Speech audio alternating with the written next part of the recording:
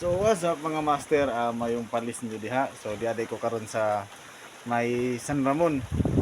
Dire ko agi kay magapit-hapit ng tako. O kuan pang casting sa baybayon. So uwan man silong sa lamang ko dire sa may kugtong.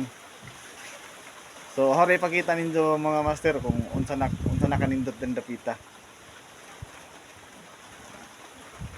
Kana. So human na dud ang tulay nga gihimo nila.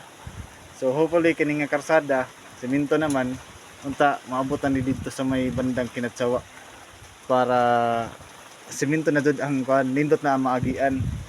So katong dito sa unahan na pa may trabaho uno nila. So unta mahuman-human puto nila. Sa kaon man gud na diha dapita. So mo na ang barangay San Ramon. Ay di maklaro. So muna diha ang barangay San Ramon, tapos dito sa unahan liko diha gamay nana po diha ang barangay Bituon o barangay Saog. Unya kay uwan man, so diri sa laman ta. Diri sa ta sa may tambayanan nila.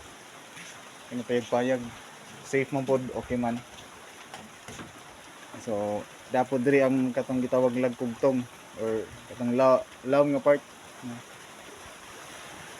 Yeah.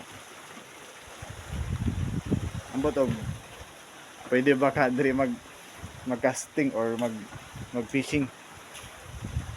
Burag dili siguro. Ayun.